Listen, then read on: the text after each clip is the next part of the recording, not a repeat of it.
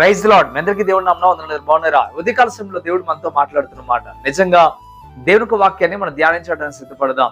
ద్వితీయోపదేశకాండం 26వ అధ్యాయం 6వ వచనంలో ఈ రీతిగా రాయబడతా ఉంది, నేను మీకు క్షేమం కలుగు చేసేదను అంటున్నాడు దేవుడు.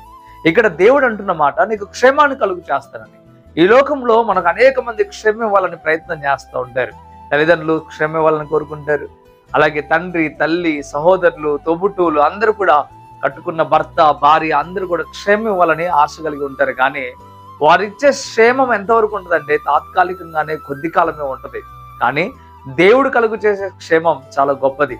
ఇదిగో మనుషుల వల్ల కాదు మనల్ని కాపాడటం, మనల్ని క్షేమంగా ఉంచడం, అది దేవుని వల్ల మాత్రమే సాధ్యమవుతుంది. దేవుడు అంటున్నాడు, నా మాట మీరు వింటే నేను మీకు క్షేమాన్ని కలుగు చేస్తా అని చెప్తున్నాడు. దేవుని మాట ఎప్పుడైతే మనం వింటామో అప్పుడే దేవుడు మనకు క్షేమాన్ని ఇస్తాడు. ఒక భక్తుడు అంటాడు, దావీదు భక్తుడు, యెహోవా నా కాపరి, నాకు లేమి కలగదు అంటాడు.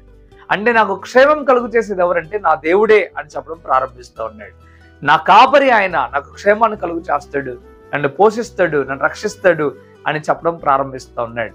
ఈ దినాన ప్రతి ఒక్క మనుషుడు కూడా ఇది అర్థం చేసుకోవాలి.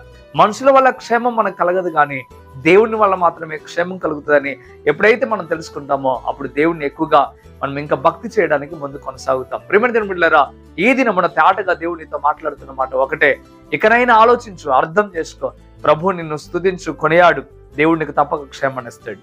నీకు నీ కుటుంబానికి దేవుడు క్షేమాన్ని కలుగు చేయాలని దేవుడు ఆశపడుతున్నాడు. కనుక ఈ ఉదయకాల సమయంలో దేవుడు తేటగా నీతో మాట్లాడుతూ ఉన్నాడు. మంచిది, ప్రార్థన చేద్దామా?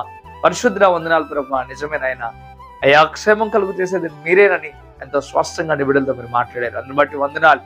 ఈ ఉదయకాల సమయంలో ప్రభు ఈ మాట ద్వారా వారిని బలపరుస్తున్నందుకు వందనాలు. క్షేమము కలుగుచ్చండి. ఏ బిడ్డలైతే నీ మాట వింటున్నారో వారి పక్షమును మీరు ఆర్చిమాడి వారికి క్షేమం కలుగు చేయమని, ఈ మాటలు వింటున్న ప్రతి బిడ్డ జీవితంలో గొప్ప మేలు చేయమని యేసు నామమున అడుగుతున్నాం తండ్రి, ఆమేన్, ఆమేన్. మంచిది. ప్రియమైన బిడ్డలారా, ఈ వాగ్దానం ద్వారా మీరు బలపరచబడినట్లయితే తప్పక వీడియోని లైక్ చేయండి, అనేకులకు షేర్ చేయండి. కృపా TV India YouTube channel subscribe చేసుకోకపోతే ఎక్కడైనా మీరు సబ్స్క్రైబ్ చేయండి.